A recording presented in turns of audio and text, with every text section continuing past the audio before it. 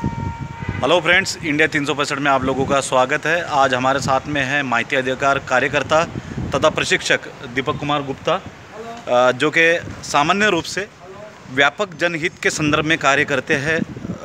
जनहितार्थ कार्य करने की इनकी छवि रही है।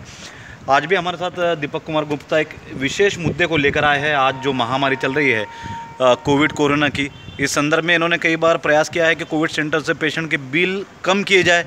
कई बार इन्होंने सफलतापूर्वक वो बिल कम भी करवाया है, क्योंकि राज्य शासन बोलिए केंद्र शासन, उन्होंने एक फ्रेम डिसाइड कर दी है कि उस दायरे में रहकर, उन सीमाओं में रह के आपको उस पेशेंट को बिल देना है और उसका पेशेंट उसका बिल उसी सीमा में भुगतान करेगा।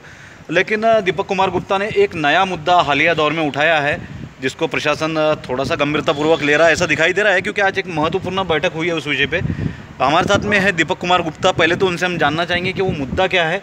इस पे हमने इससे पहले भी इंडिया 365 के माध्यम से एक न्यूज़ लगाई थी, लेकिन आज गुप्ता जी से हम स्वयं पूछना चाहेंगे। गुप्ता जी, आपकी मांग क्या है? आप किस तरह से चाहते हैं कि पेशेंट का बिल कम हो? बिल कहाँ पर बढ़ रहा है?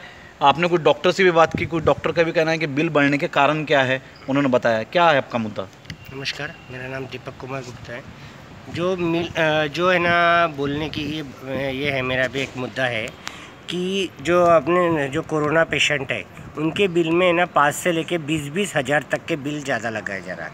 अब वो बिल ऐसा है कि मेडिकल वेस्ट के नाम से, जो मेडिकल वेस्ट है, बायोमेडिकल वेस्ट है, उनका है ना पैसा लिया जा रहा है 500 रुपये पर डे, 500 से 600 रुपये पर डे। मतलब अगर कोई पेशेंट अगर 20 दिन अगर है ना पेशेंट है ना अगर रह जाता है तो उसको 10,000 या 12,000 तक के है ना उसको बिल लग जाता है एडिशनल, जबकि इसकी कोई गरज नहीं है। ये जो बायोमेडिकल वेस्ट है, मेडिकल बायो वेस्ट, जो ये है ना एडमिनिस्ट्रेशन का पार्ट है। और दूसरा है ना, इसी संदर्भ में अगर देखा जाए तो अगर और अंदर खोल में जाया जाए तो ये इसमें नज़र आता है, इसके अंदर ये कि ये जो बिल है, ये जो ना जो संबंधित ठेकेदार है, ये मानसाई कंस्ट्रक्शन करके जो एक ठेकेदार है, जो इनसे ना पर बेड पर पेशेंट है जो रहता है वो 2 या 3 रुपये पर बेड से लिया जाता है। और यही है ना जो पेशेंट को 500 रुपये चार्ज हो रहा है पर डे। 3 रुपये के 500 रुपये चार्ज हो रहा है। और जब मैंने ना कुछ डॉक्टर वगैरह से बात की हुई है तो है ना उनका कहना है कि है ना ये जो बिल है 500 रुपये ना ट्रांसपोर्टिंग चार्जेस हमसे लिए जा रहे हैं। लेकिन 500 रुपये अगर लिए भी जा रहे हुए हैं, लीगल है इनलीगल है ये मुझे नहीं मालूम अभी, क्योंकि इसका मुझे पास में कोई डॉक्यूमेंट मुझे नहीं मिले कि लीगल है ये।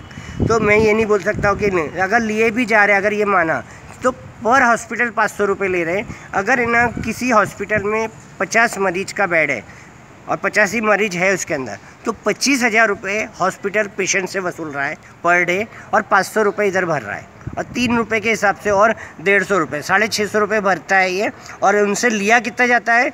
25,000 में से 6,500। एक उदाहरण के लिए बताया, कोई बेड की संख्या कम ज़्यादा भी हो सकती है। और ऐसा 99.9% है ना हॉस्पिटल जलगांव के और डिस्ट्रिक्ट के ऐसा कर रहे हैं। मेरे ऐसे निर्देशन में आया, क्योंकि मेरे साथ में है ना, मेरे पास में ऐसे बहुत से बिल भी आए हुए।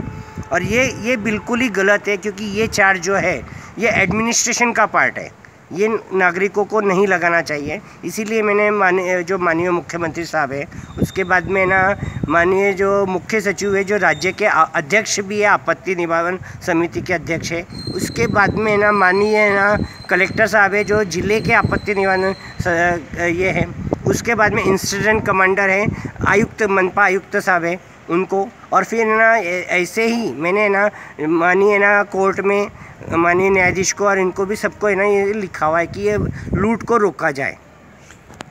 लेकिन गुप्ता जी, हम आपसे मतलब आपको अवगत कराना चाहते हैं, आपसे जानना चाहते हैं कि जो माननीय आयुक्त महोदय है महापालिका के, कुलकर्णी साहब, उनसे जब हमने इस विषय पे बात की, जब उनसे एक न्यूज़ के लिए संदर्भ में हम बाइट लेने गए, तो उन्होंने इस विषय से अनभिज्ञता जाहिर की है। उन्होंने कहा कि एक रूटीन मीटिंग है, इस तरह की नियमित मीटिंगें होती रहती है। उन्होंने कहा मराठी में कि मला नाही वाटत त्याच्यामध्ये बातमी योग्य विषय है, ऐसा भी उन्होंने कहा। हालांकि देखा जाए तो एक बहुत गंभीर मुद्दा है, लोगों के स्वास्थ्य से जुड़ा है, उनके अर्थ कारण से जुड़ा है। अगर गरीब पेशेंट है, मध्यम वर्गीय, तो सीधी बात मध्यम वर्गीय बराबर है। मध्यम वर्गीय अगर पेशेंट है तो 10-12 हज़ार रुपये जो है, 10,000, 8,000, 20,000 जो है उसके लिए मायने रखते हैं। 1-1 रुपये आज के जो कंडीशन है, आज लोगों के पास काम नहीं है, धंधे नहीं, काम धंधे नहीं है, मार्केट बंद है, जो है ना एकदम विकट परिस्थिति से गुजर रहा है। और ऐसे ही कोई उसका पेशेंट, अगर किसी का या खुद पेशेंट बन जाता है कोई व्यक्ति या उसके परिवार का कोई व्यक्ति, तो उसके लिए 1-1 रुपये मायने रखता है। आयुक्त साहब को है ना लाख रुपए पगार मिलती है, तो उनके लिए है ना ये मुद्दे मायने नहीं है, क्योंकि उनको है ना मेडिकल क्लेम मिलता है, ये मिलता है, तो उनके लिए ये मुद्दे मायने नहीं रखते। मुझे लगता है उनके लिए छोटी बात है। और मैंने उनको जब कॉपी है ना ईमेल से कॉपी दी हुई है, 2 दिन पहले है ना मुझे उन्होंने बताया कि है ना 20 तारीख को शाम को 5 बजे हम है ना इसके विषय में मीटिंग रख रहे हैं। इसके बाद मेरे बाद में ना उसके बाद में उपायुक्त साहब है जो उनसे गोसावी साहब है, उनसे भी मेरी चर्चा हुई। मैं 15-20 मिनट तक के इस विषय पे चर्चा हुई। फिर उसके बाद IMI के जो सचिव है राधेश्याम चौधरी साहब से भी मेरी बात हुई आज भी, कि ये विषय है ना उनके उसमें उठा था। बोले हमने हमारी जो वाजिब चिंताएँ हैं उनके हिसाब से हमने वो रखी है। तभी भी मैंने उनसे भी मांग की कि प्रशासन कम करने का आपको आदेश दे, उसके पहले आपका बड़प्पन होगा कि आप ही खुद कम कर दीजिए।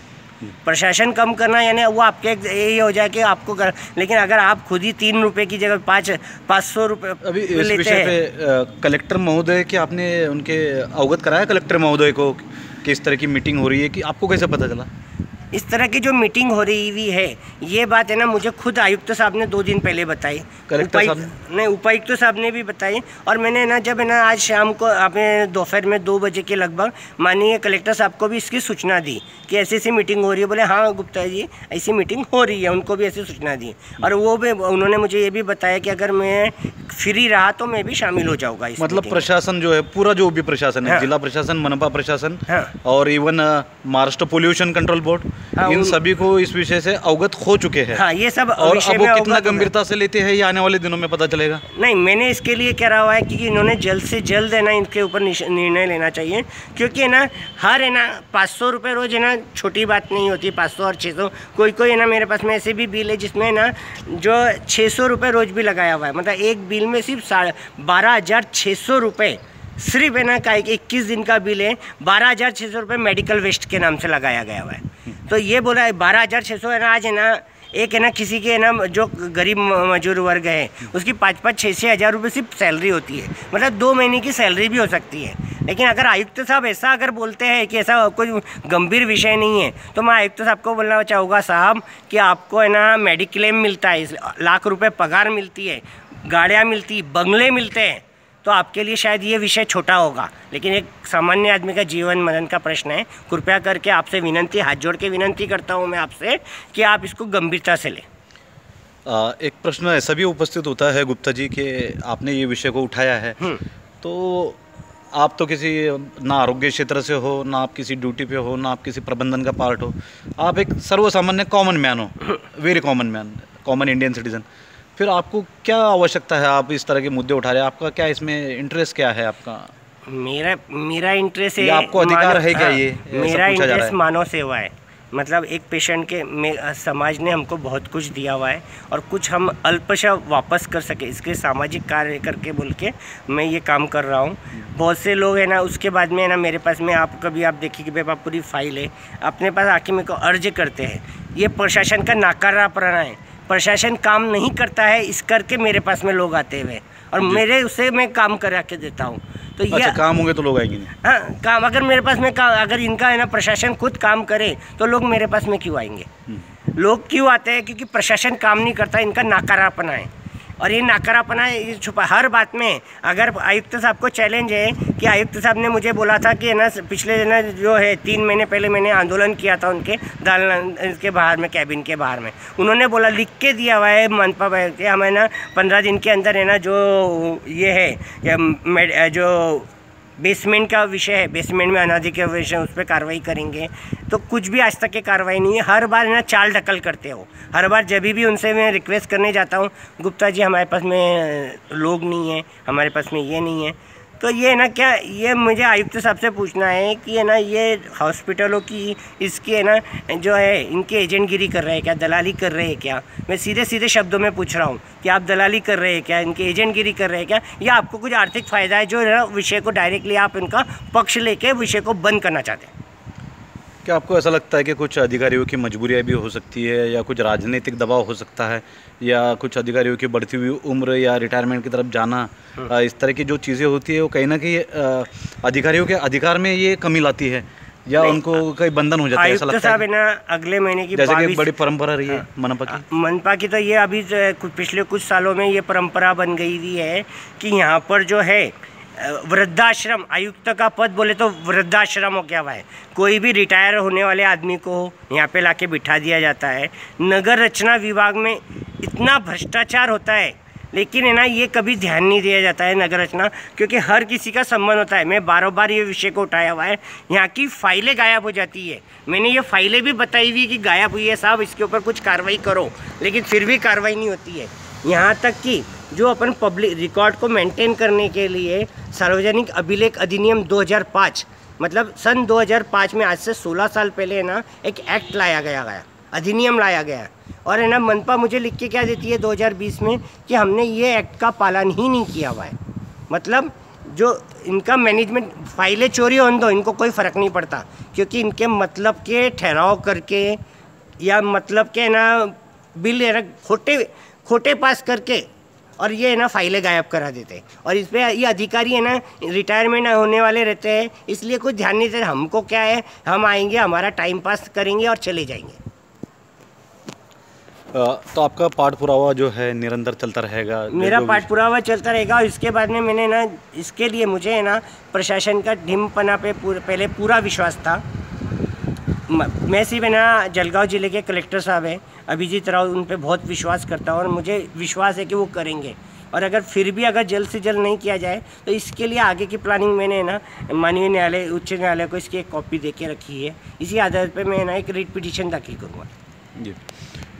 तो ये है माइती अधिकार प्रशिक्षक कार्यकर्ता दीपक कुमार गुप्ता, सामाजिक कार्य भी करते हैं।